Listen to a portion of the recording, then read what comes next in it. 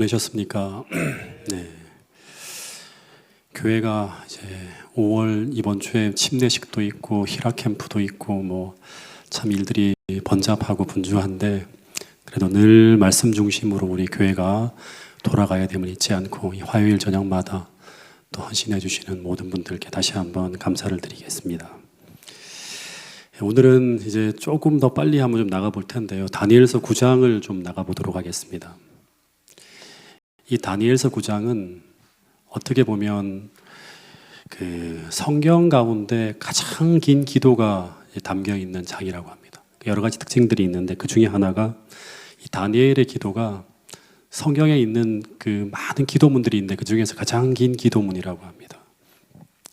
또 하나가 뭐냐 그러면 이 다니엘서 9장에서 이 가브리엘 천사가 성경에 보면 많이 나오는데 이 가브리엘 천사를 통해서 그 성경의 중에서 가장 긴 예언인 2300주의 예언이 이제 해석되어지는 장이 다니엘서 9장입니다.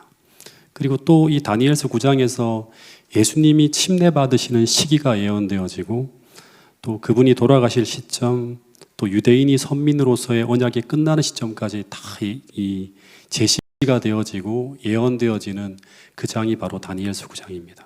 그래서 이 다니엘서 9장은 구약 성경에서 메시아에 대한 너무나 중요한 예언이 담겨 있는 장이라고 합니다. 그래서 이 만류인력의 법칙을 이제 발견했던 이 신학자요 과학자인 이 아이작 뉴턴이 이제 신학자에서 이 사람이 다니엘서 주석을 썼는데, 근데 이 사람이 다니엘서 9장을 일컬어서 뭐라고 표현했는가 하면 다니엘서 9장은 기독교의 기초석이라고 말했다고 합니다. 왜냐하면 예수님이 오시기 500년 전에 언제 메시아가 오실지에 대한 예언이 담겨 있는 이 장이 바로 다니엘서 9장입니다. 그리고 그가 얼마나 오랫동안 공중봉사를 할 것인지 그 이야기가 담겨 있어요. 3년 반 나오죠, 그죠? 그리고 그가 언제 인류를 위해 돌아가실지에 대한 부분도 예언되어져 있는 장이 바로 다니엘서 9장입니다. 그래서 다니엘서 9장은 기독교의 기초석이라고 하는 거예요. 그럼 이제 다니엘서 9장 1절, 2절을 먼저 한번 같이 읽어보겠습니다. 시작. 메대 족속 아하수에로의 아들 다리오가 갈대아 나라 왕으로 세움을 받던 첫해 곧 그 통치 원년에 나 다니엘이 책을 통해 여호와께서 말씀으로 선지자 예레미야에게 알려주신 그 연수를 깨달았나니 곧 예루살렘의 황폐함이 70년 만에 그치리라 하신 것이니라. 여기 본문에 보면 다니엘이 기도하던 이 당시가 언제인가 하면 메대 족속 아하수에로의 아들 다리오가 갈대아 나라의 왕으로 세움을 입던 그 첫 해라고 합니다. 그러니까 바벨론이 멸망하는 해가 언제죠? 우리 지난번에 중간고사 쳤죠? 539년 10월 13일이었는데 근데 그때 드디어 세상은 어떤 시대가 열리는가 하면 이 메데 페르시아가 지배하는 시대가 열립니다. 그리고 이때 세상은 누구의 천하가 되는가 하면 이 고레스라고 하는 사람의 천하가 되어져요. 그래서 우리가 계속 공부했지만 이 고레스가 등장하면 어떤 일이 벌어진다? 유대인들은 다른 건 필요 없어요. 이 고레스가 등장하면 이사야 44장 45장에 보면 이 고레스가 등장하면 그에 의해서 포로 귀환령이 내려지고 성전 중건령이 내려지게 될 것이라고 하는 이사야서의 예언을 그들은 잊지 않고 있는 거예요. 그래서 이 사람이 나타나야 돼요. 이 사람이 강물을 말리고 그 다음에 하나님을 힘입어서 수많은 열국을 다 이렇게 이제 무릎 꿇게 만드는 그런 일을 하면서 결국에는 유대인들을 다시금 성전에 대해서는 중건되리라. 그 다음에 이스라엘 백성들은 돌아가게 되는 그런 포로 귀환령을 내릴 것이라고 하는 게 예언되어져 있어요. 그래서 당시 유대인들은 이 고레스가 이제 군대를 이끌고 바벨론 성벽 앞에 나타났을 때 그때 유대인들은 어떤 생각을 하게 됐는가 하면 포로에서 구원될 날이 가까이 이르렀다고 하는 표징으로 보게 되었어요. 그래서 고국으로 돌아갈 날이 가까이 이르게 되었다고 생각했다고 하는 게 이사야 선지자왕 551페이지에 적혀 있는데, 근데 여기서 하나 좀 생각해 보는 게 뭐냐 그러면 다니엘 8장의 계시를 이 다니엘이 언제 받았죠? 벨사살 3년이에요, 3년. 근데 지금 바벨론이 멸망하는 요 시점은 539년까지 가면 13년 정도 시간이 흘러간 거예요. 13년 전에 이제 다니엘서 8장의 계시를 받은 거예요. 예. 13년이 흘러간 거예요. 근데 그 계시에 보면 다니엘이 진짜 관심을 갖고 보는 게 뭐냐 그러면 이 작은 뿔이 등장해서 성소를 회파하고 진리를 땅에 던지면서 하나님의 백성이 내어준 바 되는 일이 쭉 진행되어지는데, 근데 그 기간이 어느 때까지 이르고 하면서 다니엘 8장 14절의 그 질문에 다른 천사가 대답하기를 뭐라고 하는가 하면 2300주야까지니 그때 성소가 정결함을 입으리라 하는 그런 예언을 듣게 됩니다. 근데 이 다니엘이 이 계시의 내용을 어떻게 오해하는가 하면 지금 이렇게 회파되어진 예루살렘의 회복이 마치 2300주야의 예언과 연결되어지면서 훨씬 이후로 연기되어질 것이라고 하는 그런 의미로 생각을 하게 됩니다. 예, 오해를 해요. 다니엘 8장 27절에 보면 이에 다니엘이 막 이게 도대체 무슨 말인가 하면서 막 지쳐갖고 혼절해서 여러 날을 앓다가 이제 왕의 일을 보는데 내가 그 환상으로 말미암아 놀랐고 그 뜻을 깨닫는 사람도 없었다고 하는 거예요. 그러면 13년의 시간이 흘러가는 거예요. 예. 근데 놀랍게도 그러면 이 한참 후에 벌어질 일이라 생각하는데 예언된 고레스가 등장하고 그리고 그에 의해서 그 난공불락의 도성인 바벨론이 멸망하게 되면서 다니엘은 이제 해방의 날이 임박하게 되었다고 하는 걸 깨닫게 됩니다. 근데 해방의 날이 언제 오게 되는지는 이사야 44장 45장에 나오지 않아요. 근데 다니엘이 서책을 연구하는 가운데 무슨 책? 예레미야서를 연구하는 가운데 예루살렘의 황무함이 70년 만에 마치리라고 하는 사실을 깨닫게 돼요. 그 내용이 어디에 나오는가 하면 예레미야 25장 11절 12절 말씀을 제가 먼저 읽어보면 이 모든 땅이 폐허가 되어 놀랄 일이 될 것이며 이 민족들은 70년 동안 바벨론의 왕을 섬기리라. 여호와의 말씀이니라. 70년이 끝나면 내가 바벨론 왕과 그의 나라와 갈대아인의 땅을 그 죄악으로 말미암아 벌하여 영원히 폐허가 되게 하면서 돌아오게 만든다는 거예요. 또 어디에 있는가 하면 예레미야 29장 10절 11절에 보면 이런 말씀이 있습니다. 이 말씀을 같이 한번 읽어보겠습니다. 시작. 여호와께서 이와 같이 말씀하시니라. 바벨론에서 70년이 차면 내가 너희를 돌보고 나의 선한 말을 너희에게 성취하여 너희를 이곳으로 돌아오게 하리라. 여호와의 말씀이니라. 그러니까 여기에 반복되어서 나오는 게 뭐냐 그러면 예루살렘의 황무함이 70년 만에 마친다고 하는 거예요. 근데 이 다니엘이 지금 포로가 되어서 끌려온 게 언제죠? 언제 끌려왔죠? 기원전 이제 다 잊어버렸죠. 600 몇 년, 5년 끌려왔어요. 근데 지금 얼마나 지나갔죠? 지금 기원전 539년이에요. 예. 38년, 39년 이렇게 이제 어간이에요. 그러면 이게 몇 년이 지나간 거예요? 68년이 지나간 거예요. 예. 그럼 70년 만에 황무함이 끝난다고 하면 70년의 해방이 온다 몇 년이 남은 거예요? 예, 2년 남은 거예요. 그래서 다니엘이 생각하기를 이제 평생을 기도해온 그 예언의 성취가 이제 눈앞에 가까이 다가온 것을 깨닫게 돼요. 그러면 이제 우리는 고국으로 돌아가기 전에 무엇을 해야 되는가 고민했겠죠. 근데 이 예레미야의 말씀을 보면 이 예언 속에는 약속이 담겨 있는데 그 약속은 바로 이 예언이 이루어지게 하기 위해서 유대인들이 해야 될 일이 있어요. 네. 그게 바로 뭔가 하면 이 유대 백성들이 철저한 회개와 순종을 통해서 그들이 하나님께로 돌아가게 될 때, 전심으로 하나님께 돌아가서 하나님을 만나게 될 때, 그때 하나님은 다시금 고국으로 돌아가게 하는 포로 해방령을 내려주시겠다고 하는 그런 조건이 담겨 있는 거예요.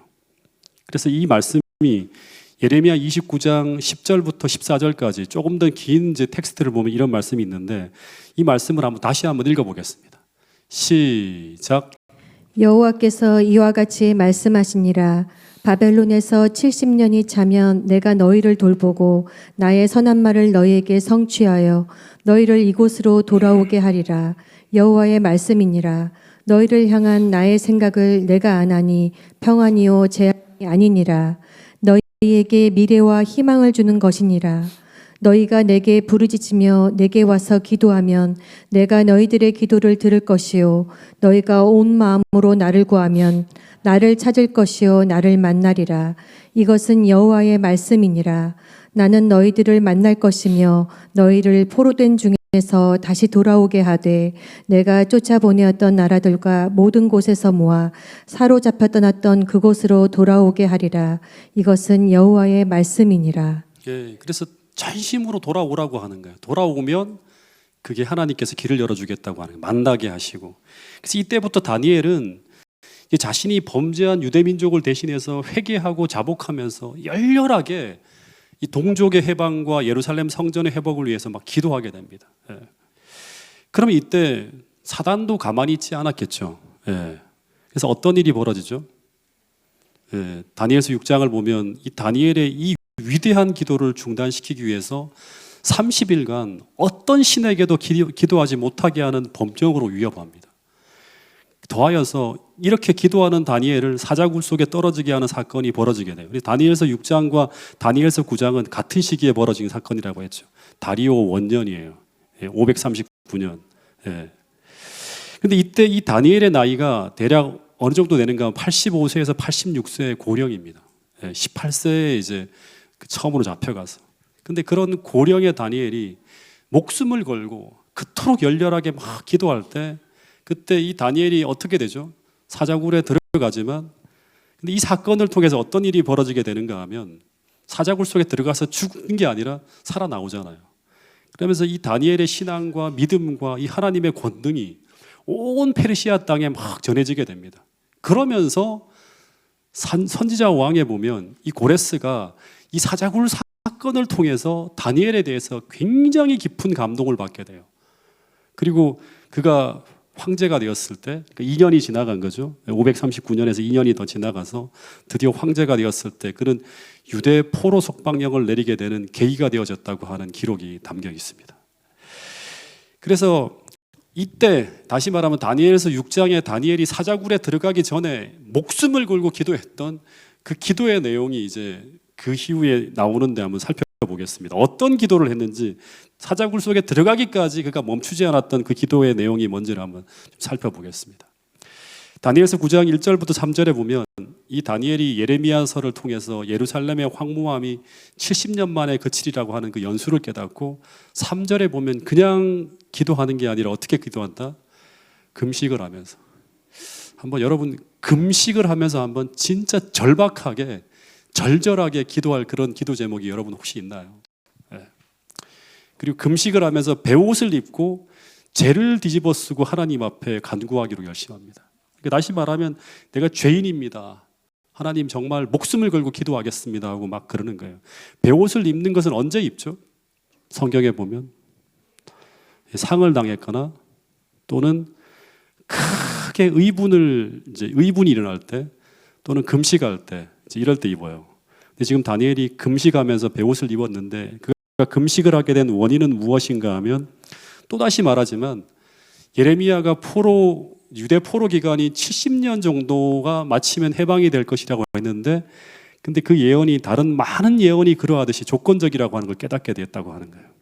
그래서 회개치 않는 자기 민족의 죄가 포로 기간으로 예언된 70년의 기간을 연장시키는 원인이 될 수 있다고 하는 생각을 한 거예요. 다시 말해서 2300주야의 예언이 이미 약속된 포로 기간을 연장시키면서 예루살렘의 황폐가 그러니까 정결이라고 하는 단어가 회복되어진다고 하는 말인데 이게 예루살렘이 이 황폐되어지는 게 회복되어지는 게 2300주야까지 갈 수도 있다고 하는 얘기를 그냥 그렇게 들은 거예요. 그래서 이 70년의 약속이 지체되지 않도록 하나님 우리가 회개합니다. 이 민족이 죄를 지었습니다 하면서 간절한 마음으로 이 중보기도이자 또 회개의 기도를 하기 시작하는 거예요. 그래서 다니엘서 9장 6절 7절에 보면 이런 말씀이 나와요. 여기 그냥 제가 설명을 해드릴게요. 돌아가서 읽어보세요. 이 모든 수치의 원인이 이런 모든 저주의 원인이 무엇 때문이다? 한마디로 말하면 선지자들의 말을 듣지 않고 지금 우리가 이런 수치를 당하고 있다고 하는 거예요. 우리가 죽게 범죄했기 때문에 이렇다고 하는 걸 이제 얘기하는 거예요. 모든 문제의 원인이 우리가 하나님께서 가르쳐 주신 그 길로 가지 않았기 때문이라고 하는 거예요. 다니엘서 9장 10절부터 14절에도 보면 어떤 말이 나오는가 하면 이 모든 저주가 우리에게 내린 것은 반복되어지는 거예요. 우리가 여호와의 목소리를 듣지 아니하며 여호와께서 우리에게 전하신 그 율법을 행하지 아니하였기 때문에 이 모든 저주가 우리에게 내렸으되라는 그런 말씀이 있어요. 근데 어떻게 내렸는가 하면 여기 정말 중요한 내용이 나오죠. 곧 하나님의 종 모세의 율법에 기록된 맹세대로예요. 그러니까 말씀대로라고 하는 거예요. 계속 나오는 거예요. 그러니까 신명기, 레위기에 예언되어져 있는 모든 말씀대로 똑같이 지금 이 상황이 벌어지고 있다고 하는 것을 쭉 얘기하는 거예요. 그러니까 이 말씀들을 쭉 읽어보면 지금 다니엘은 그 유다와 이스라엘에서 벌어지는 모든 일들이, 북방 이스라엘, 남방 유다에서 벌어지는 모든 일들이 정확하게 신명기와 레위기에 기술되어진 말씀대로, 모세에 기록된 말씀대로, 약속한 언약대로 다 벌어지고 있다고 얘기하고 있는 거예요. 그러니까 지금 현 상황을 다 어떻게 해석한다? 말씀대로 다 해석을 하는 거예요. 하나님 말씀대로. 그러면서 더하여 이 상황에서 우리는 지금 무엇을 해야 되고, 이 상황에서 우리가 어떻게 해야 되고, 더하여 이 나라의 회복을 위해 어떻게 우리가 다시금 살아가야 되는가를 또 말씀을 따라 해석하면서 그 말씀을 따라 구하는 거예요. 기도하는 거예요. 주님, 이런 약속이 있으니까 이제 우리 이렇게 살겠습니다. 주님, 이렇게 도와주십시오. 약속되어져 있지 않습니까? 라고 나가는 거예요. 마찬가지로 오늘 우리도 우리의 문제를 어떻게 해석해야 된다? 말씀을 따라 해석하고, 약속한 말씀을 따라 처방전을 찾아서 그 말씀을 따라 문제를 뚫고 나가면서 그 하나님의 약속을 따라서 우리가 그 모든 문제가 해결되어지는 그런 축복을 경험할 수 있게 되기를 간절히 바라겠습니다. 그래서 이 다니엘은 지금 현재 벌어지고 있는 이 저주의 핵심은 뭐 때문이다? 우리가 범죄하였기 때문이라고 하는 거예요. 모든 문제는 범죄하였기 때문이라고 하는 말을 조금 더 다르게 해석하면 어떻게 설명할 수 있는가 하면, 우리 지금 모든 문제는 우리가 하나님을 떠났기 때문이라고 하는 거예요. 다시 말하면 하나님과 멀어지고 있기 때문이라고 하는 거예요.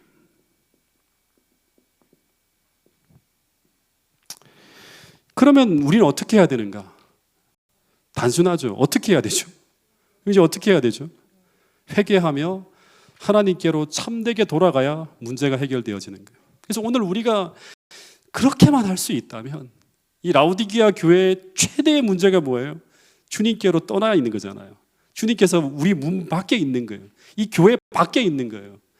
우리가 진짜 라오디게아의 질병을 해결하고 정말 뜨겁게 하나님을 위해 헌신하기 위해서 어떻게 해야 된다? 하나님께로 참되게 회개하며 돌아가는 거예요. 우리 마음의 중심의 보좌에 하나님을 다시금 모시는 거예요. 우리가 진짜 심령의 가난함으로 하나님을 찾는 거예요. 다시 말하면 사랑으로 역사하는 믿음을 다시금 회복하는 거예요. 우리의 영적 시야가 성령의 안약을 발라서 회복되어지는 거예요. 하나님을 다시금 모시는 거예요. 주님께 다시금 참되게 회개하며 돌아가는 거예요. 오늘 우리가 그렇게 할 수만 있다면, 그렇게 우리가 하나님께 참되게 돌아간다 그러면 우리에게 주어진 하나님의 약속을 따라서 이 다니엘처럼 다니엘서 9장 16절부터 19절에 이런 회복을 정말 담대하게 구할 수 있는 그런 기도를 드릴 수도 있다고 하는 거예요. 16절부터 19절은 회개한 사람이 하나님 앞에 기도하는 거예요. 한번 읽어볼까요, 이거?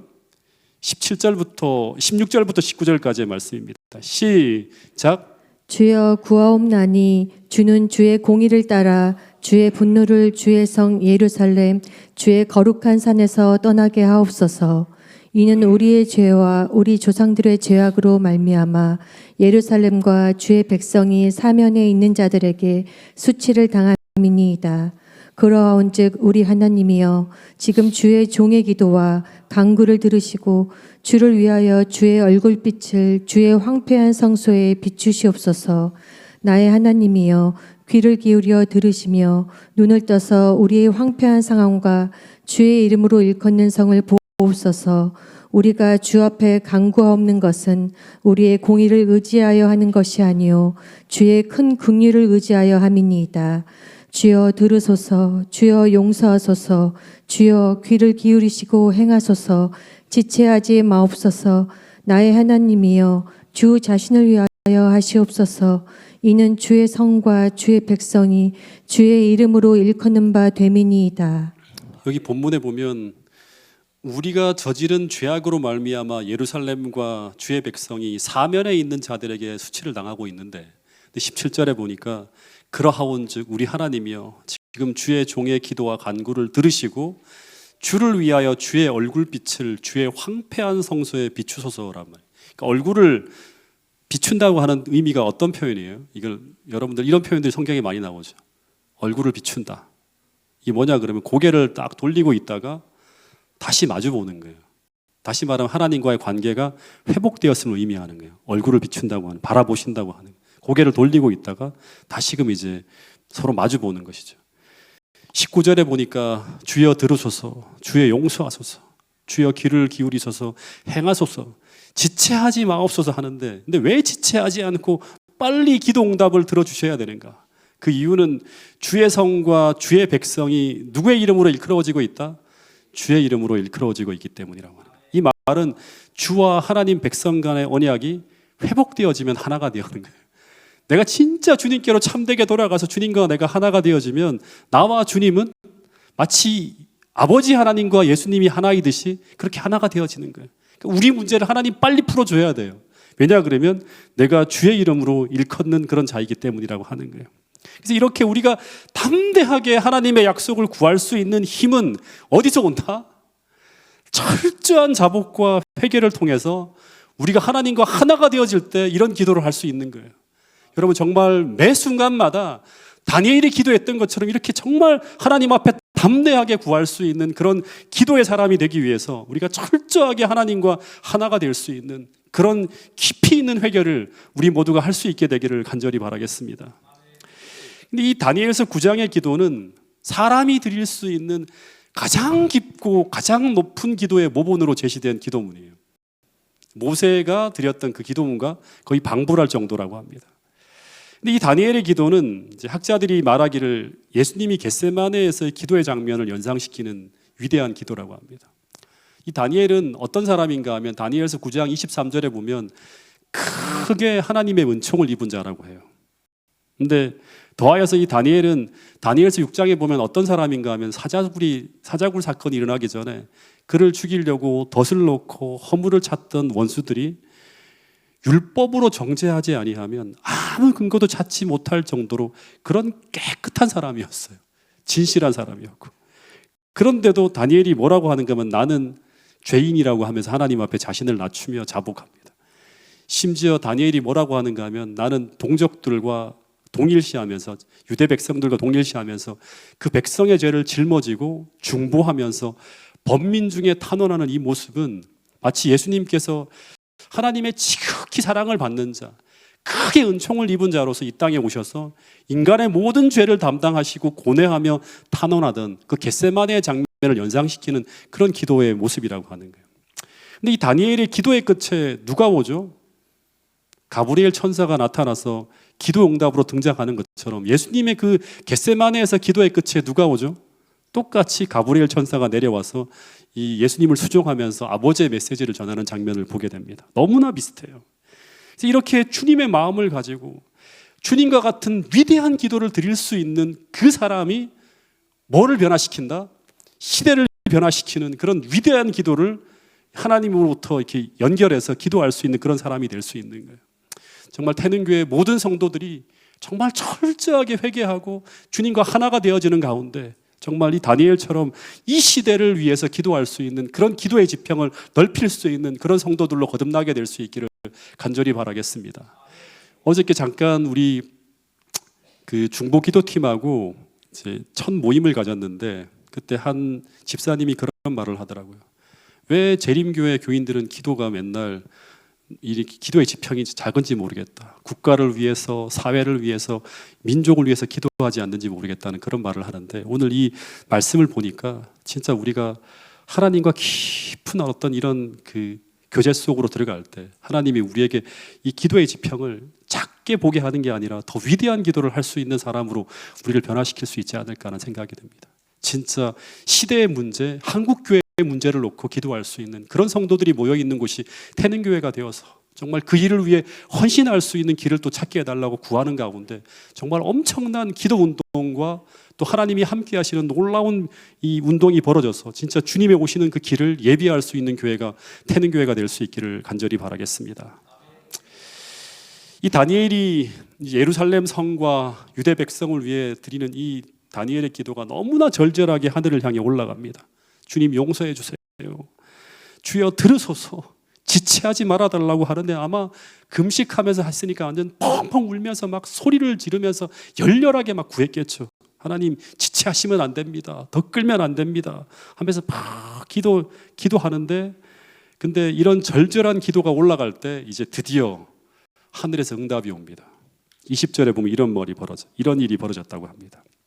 내가 이같이 말하여 기도하며 내 죄와 내 백성 이스라엘의 죄를 자복하며 내 하나님의 거룩한 산을 위하여 내 하나님 여호와 앞에 간구할 때, 그러니까 간구할 때라는 말은 다니엘이 계속 기도를 하고 있는 중이라고 하는 말이에요.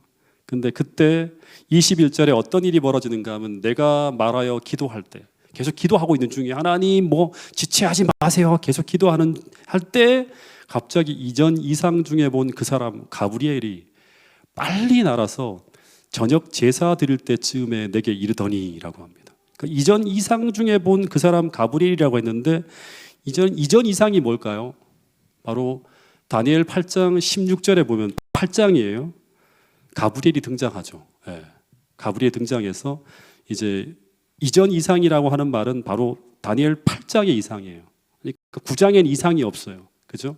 그러니까 8장의 이상 중에 본 그 가브리엘이 등장했는데 그 사람이 22절에 보면 날아와서 뭐라고 하는가 하면 22절에 보면 뭐라고 하는가 하면 내가 내게 가르치며 내게 말하여 가로되 다니엘아 내가 이제 내게 지혜와 총명을 주려 나왔나니 곧 내가 기도를 시작할 즈음에, 기도를 끝날 즈음에 아니라 기도를 시작할 즈음에 명령이 내렸다. 그러니까 예수님의 명령이 탁 내렸는 거예요. 그러므로 내가 이제 내게 고하러 왔느니라 하는 그런 말을 해요. 근데 22절의 이 말씀은 진짜 은혜스러운 말씀이에요. 가브리엘이 말하기를 너의 기도의 응답으로 내가 내게 가르치며 내게 지혜와 총명을 주려 왔는데, 근데 그 기도 응답이 언제 이루어졌는가 하면 언제 이루어졌다? 기도가 시작할 즈음에 명령이 내렸다고 하는 거예요. 여러분 이 말씀을 좀 많이 묵상했으면 좋겠어요. 근데 이 시작할 때가 언제냐? 3절에 보면 다니엘이 시작할 때 어떻게 했어요? 금식하며 죄를 무릅쓰고 기도하려고 할 때, 이때 이제 다니엘이 기도에 시작할 때의 모습인데 바로 그때 예수님께서 가브리엘에게 뭐라고 하는 거예요? 기도 내용 듣기도 전에 그때 어떻게 한다? 가브리엘에게 가브리엘아 다니엘에게 날아가서 그게 어떻게 알아? 지혜와 총명을 주며 그가 무슨 기도할지 다 알아. 그래서 이스라엘의 해방이 언제 이루어질지, 그리고 내 백성 이스라엘을 위한 하나님의 계획을 알려주고 메시아의 탄생과 다니엘 8장 14절의 그 예언을 깨닫게 해주라고 하는 예언이, 그 명령이 딱 떨어졌다고 하는 것입니다. 근데 다니엘은 계속 기도하고 있는 중에 다니엘은 벌써 어떻게 하는가 하면 하늘의 그 예수님의 보좌를 탁 떠나서 오리온 성자를 쫙 가르고 다니엘에 있는 그 페르시아 수도로 막 날아오는 거예요. 근데 기도문이 끝나기도 전에 가브리엘이 탁 도착한 거예요.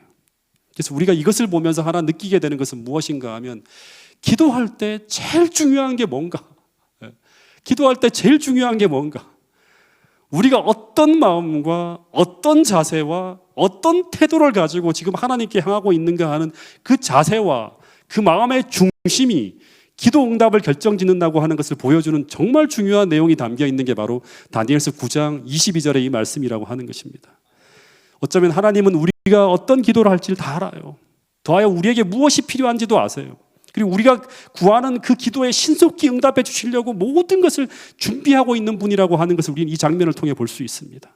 근데 문제는 뭔가 하면 내가 기도할 때 내 마음속에 하나님을 향한 기도의 진정성과 진실함과 믿음과 하나님을 향한 철저한 겸비와 자복이 있는가 하는 것이 어떻게 보면 가장 중요한 것이라고 하는 것을 알려주고 있는 내용이 바로 본문에 정말 가르쳐주는 중요한 이 내용이라고 하는 사실입니다. 다시 한번 이 다니엘의 기도를 배워서 정말 더 철저하게 우리가 믿음으로 하나님 앞에 나갈 때마다 기도하는 자세가 하나님 임재 앞에 있다고 하는 그 의식을 가지고 우리가 기도할 수 있는 태능교회 모든 성도들이 될 수 있기를 간절히 바라겠습니다. 23절에 보면 내가 기도를 시작할 즈음에 명령이 내렸으므로 이제 내게 구하러 왔느니라 하면서 너는 크게 은총을 입은 자라. 그런즉 너는 이 일을 생각하고 그 이상을 깨달을지니라 는 말을 해요. 그 이상, 그 환상을 깨달을지니라고 하는 거예요. 그 이상이라고 하는 것은 무엇이다? 일요일 교회 대부분의 교회는 이 이상을 뭔지를 몰라요. 8장과 9장을 연결시키지를 못한다고 합니다. 주석을 보면 이상은 바로 뭐냐 그러면 다니엘 8장 14절에 2300주야에 대한 그 이상밖에 없어요. 근데 지금 다니엘이 가장 염려하고 궁금해하는 부분은 2300주야의 예언이 아니죠. 진짜 궁금해하는 건 2300주야의 예언이 아니에요. 다니엘이 지금 가장 궁금해하는 부분이 무엇일까요? 이 다니엘서 9장에서 지금 계속 기도하고 있는 부분이 뭐냐 그러면 유대 포로 석방령이 언제 이루어질지 하는 것과 더하여서 유대 백성의 장래예요. 2300주야를 보니까 이게 뭐 유대인들이 진짜 정말 힘들어질 수 있는 그런 시간을 지나갈 것 같은 그런 생각이 드는 거예요. 그래서 이 가브리엘 천사가 다니엘이 혼동하고 오해했던 부분을 먼저 설명해 주시기 시작해요. 24절에 보면 뭐라고 하는가? 먼저 2300주야의 긴 예언에서 먼저 무엇에 대한 얘기를 먼저 해줘요? 내 백성과 하는 거예요. 내 거룩한 성을 위하여 70일에로 어떻게 했다? 기한을 정했다고 하는 거예요. 다시 말하면 너는 먼저 깨달아 알지니라 하면서 2300주의 기간이 포로된 유대 백성이나 그 황폐한 예루살렘 성의 회복을 위한 기간이 아니라 먼저는 2300주야에서 어떻게 한다? 내 백성과 내 거룩한 성을 위하여 70일에로 기한을 정했다고 하는 거예요. 기한을 정했다고 하는 이 말은 뭔가 하면 이 기한을 정하다고 하는 말은 히브리어로 하타크라고 하는 단어를 써요. 하타크라고 하는 단어를. 하타크라고 하는 단어를 쓰는데 이 하타크라고 하는 단어가 뭐냐 그러면 그 컷오프 하는 거예요. 잘라내다, 자르다, 작정하다고 하는 그런 의미를 담고 있어요. 다시 말해서 이 단어는 어디에서 끊어낸 기간이라고 하는 거예요. 그럼 어디에서 끊어냈는가? 8장, 9장의 문맥에서 비춰보면 대답은 자명하죠. 다니엘이 지금 이전 이상인 2300주야와 백성의 포로 및 성전 회복 사이의 관계 속에서 막 혼란을 겪고 있었기 때문에 우선은 내 백성과 거룩한 성을 위해서 70주일을 어디서 끊어낸다? 2300주야에서 끊어낸 기간이라고 밝히고 있는 거예요.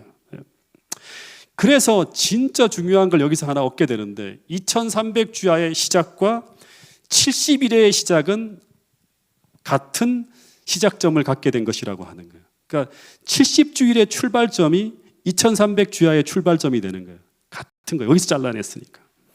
근데 이 70주일은 70 곱하기 7을 하면 며칠이에요? 490일이죠. 그럼 연일 법칙에 의하면 이거는 490년이라고 하는 거죠. 그 490년이라고 하는 긴 시간이 당시 하나님의 선민인 유대 백성에게 주어진 시간이에요. 여기서 좀 제가 하나 좀 깊이 깨닫게 되는 건 뭐냐 그러면 이 70주일 490년을 통해서 하나님께서는 마침내 하나님의 백성을 통해 이루시고자 하는 모든 것을 다 이루신다고 하는 거예요. 그것들이 무엇인가 하면 24절에 나온 것처럼 허물이 마치고 죄가 끝나고 죄악이 영속되고 영원한 의가 드러나면서 예언과 이상이 구약시대 모든 예언과 이상이 다 응하는 거예요. 지극히 높으신 자가 기름 부음을 받는 것이. 다시 말하면 예수님이 이 땅에 오셔서 이루시고자 하시는 모든 예언을 이스라엘 백성들을 통해서 하나님께서 이루시고자 하시는 모든 예언이 다 어디서 끝난다? 70주일에서 490년 안에서 다 이루어진다고 하는 것입니다. 그래서 하나님은 비록 나와 여러분이 구원을 받지 못한다 하더라도 하나님이 이루시고자 하시는 뜻은 다 이루어진다고 하는 거예요. 다시 말해 유대 나라가 결국 하나님 나라로서는 실패하지만 그래도 하나님은 그 유대 나라를 통해서 이루시고자 하는 것들을 다 이루셨다고 하는 거예요. 그런데 유대 나라가 만약에 하나님께 충성되이 살았다면 더 영화롭게 이 일을 이루실 수 있었겠죠. 우리도 하나님의 뜻을 이루는 도구로서 사용되어지는 것에 그치는 것이 아니라 이 교회가 단지 도구로서 사용되어지는 것에 그치는 것이 아니라 주님과의 온전한 관계를 통해서 영원히 주님 것으로 되어질 수 있는 그런 축복을 우리 모두가 경험할 수 있게 되기를 간절히 바라겠습니다. 단지 이 예언의 선물을 우리한테 맡겨놓은 것으로 그치는 것이 아니라 우리가 이 말씀대로 살아감을 통해서 영원히 주님의 것이 되는 것이 정말 중요하다고 하는 것을 유대 백성을 통해서 다시 한번 깨닫게 될 수 있기를 간절히 바라겠습니다. 그러면 이제 마지막으로 한 가지만 더 공부를 하고 기도할 텐데요. 이 다니엘 8장에서 해결되지 아니하는 문제가 뭐냐 그러면 2300주야는 언제부터 시작되어지는 것인가? 70주일의 예언이 언제부터 시작되어지는가 하는 것인데 그 문제에 대한 해답이 바로 다니엘서 9장 25절에서 시작됩니다. 25절에 보면 그러므로 너는 깨달아 할지니라 하면서 예루살렘을 중건하려고 하는 영이 날 때부터라고 하는 거예요. 8장과 9장을 통틀어서 여기에서 처음으로 뭐가 나와요? 부터가 나옵니다. 2300주야까지는 있는데 부터가 없었어요. 근데 여기 처음으로 부터가 나옵니다. 너는 깨달아 할지니라. 예루살렘을 중건하라고 하는 영이 날 때부터. 그러면 중대한 일들이 이루어지게 되는 이 70주일은 예루살렘을 중건하라는 영이 날 때부터 시작되는 거예요. 풀엄이 되는 거예요. 네. 그건 70주일의 시작인 동시에 2300주야의 기간의 시작도 예루살렘을 중건하라는 영이 날 때부터 시작되었는데 예루살렘 중건령이 언제 내렸는가 하는 거예요. 에스라서를 쭉 읽어보면 정확하게 나옵니다. 세 차례 이 예루살렘 회복에 대한 조서가 내려지는데 페르시아 왕들에 의해서 첫 번째 조서는 고레스 원년이에요. 기원전 537년에 내려졌는데 그러니까 다니엘서 9장에 이제 이후에 2년이 지난 다음에 59년에 망했죠. 그러니까 이때 이제 기도하고 난 다음 2년 후에 내려집니다. 그리고 두 번째 조서는 다리우스 1세 때 이제 기원전 522년 다리우스 1세 제위 2년 때 기원전 522년 20년에 내려졌고 세 번째 마지막 조서가 아닥사스다 7년 기원전 457년에 내려집니다. 근데 이 세 조서 가운데 다니엘서 9장 25절의 내용을 만족시킨 조서는 세 번째 조서라고 하는 거예요. 이 예루살렘 다니엘서 5장 25절에 보면 예루살렘 성전을 중건하라는 영입니까? 정확하게 보면 뭐죠? 예루살렘 성전뿐 아니라 예루살렘을 중건하라는 영이에요. 예루살렘 성전 중건령이 아니라 예루살렘을 중건하라는 영이에요. 정확하게 봐야 돼요.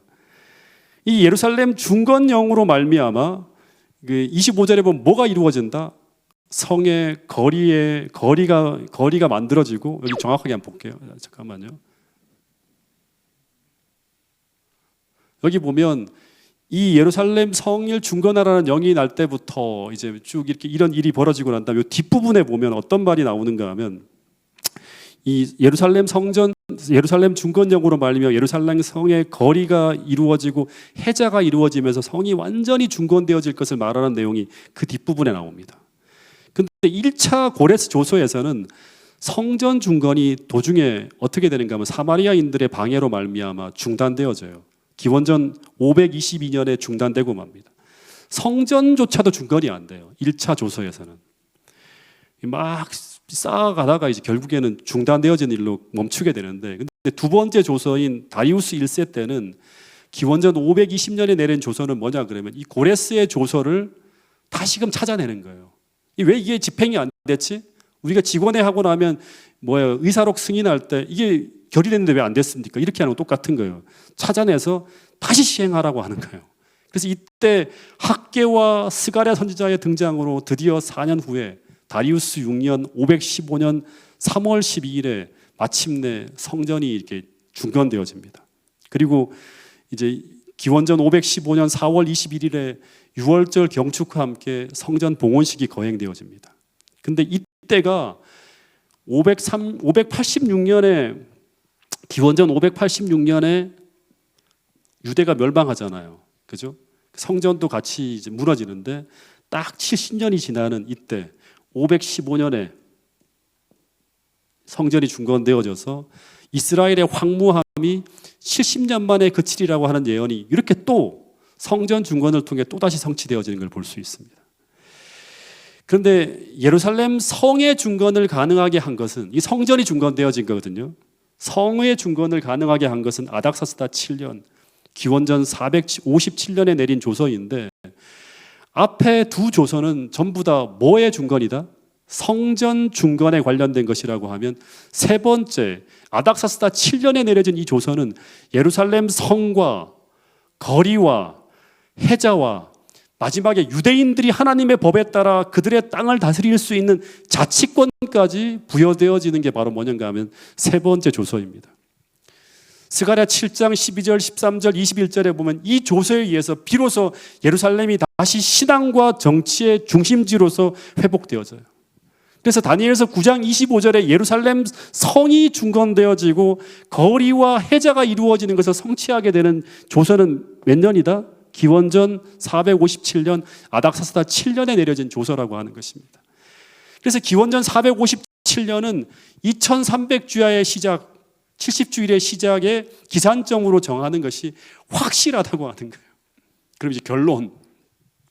이것이 맞다면, 이것이 진짜 맞다면 오늘 우리는 성경 예언상 가장 긴 예언의 시작과 끝을 알 수 있는 거예요. 이것은 종말을 연구함에 있어서 굉장히 중요한 일이라고 하는 것입니다. 1800년대 당시 윌리엄 밀러와 재림운동 신자들이 이것을 깨닫고 난 후에 자신들의 위치를 보게 되는 거예요. 와, 우리가 성경 예언과 역사 속에서 우리가 서 있는 위치가 진짜 중요한 위치구나.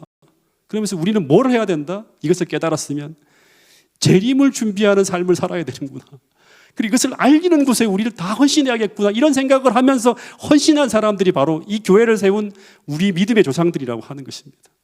실제 윌리엄 밀러는 이 예언을 깨닫고 난 후에 이것이 정말 맞는지 또 확인하고 또 확인해서 혹시라도 세상을 사람들을 미혹하는 그런 일을 할까봐 2년을 또 연구하고 진짜 또 준비해서 검토합니다. 이 예언은 확실하게 검산할 수 있는 예언이죠. 검산하는 것에 대해서는 우리가 다음번에 공부할 때 이제 검산을 해보겠지만 이 시작과 끝을 아는 사람들은 이제 주님의 재림이 마지막 대속죄일이 끝나면 뭐로 간다? 초막절, 장막절을 기다리는 거예요. 우리는 그 지점을 지금 지나가고 있는 사람이라고 하는 거예요. 성경을 믿는다면 우리는 어떻게 살아야 되는가? 대속죄일 시대 하나님 백성들이 어떻게 살았는지를 보고 이 마지막 시대 우리가 어떤 기별을 전해야 되고 어떻게 살아야 되는지를 진지하게 고민하면서 검토하고 난 이후에 이것을 믿는 사람들은 어떻게 하는가? 이 운동 속에 같이 들어오는 거예요. 재림교회는 계시록 10장에 다시 예언하게 하는 그런 어떤 또 한 번의 재림 운동을 일으켜야 될 사명을 가지고 서 있는 사람들이 바로 우리라고 하는 것입니다.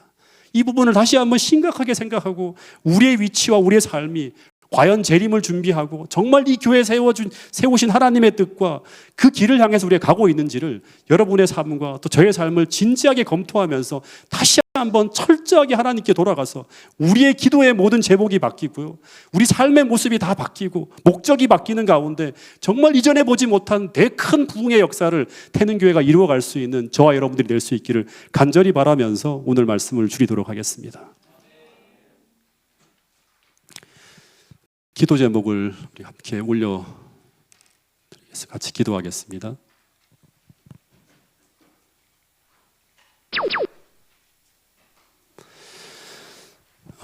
우리 히라 캠프를 이제 2주 후에 하게 되는데 우리 히라 캠프의 준비 과정과 우리 특별히 강사 목사님을 위해서 기도해 주시면 감사하겠고요. 오늘 이 집회가 끝난 후에 또 히라 캠프 준비 모임이 있는데 그 준비하는 모든 과정이 은혜스러울 수 있도록 또 소전도회와 또 이제 이른 양 그다음에 구도자들을 모시고 올 수 있는 그런 집회가 될 수 있기를 좀 기도 부탁드리겠습니다.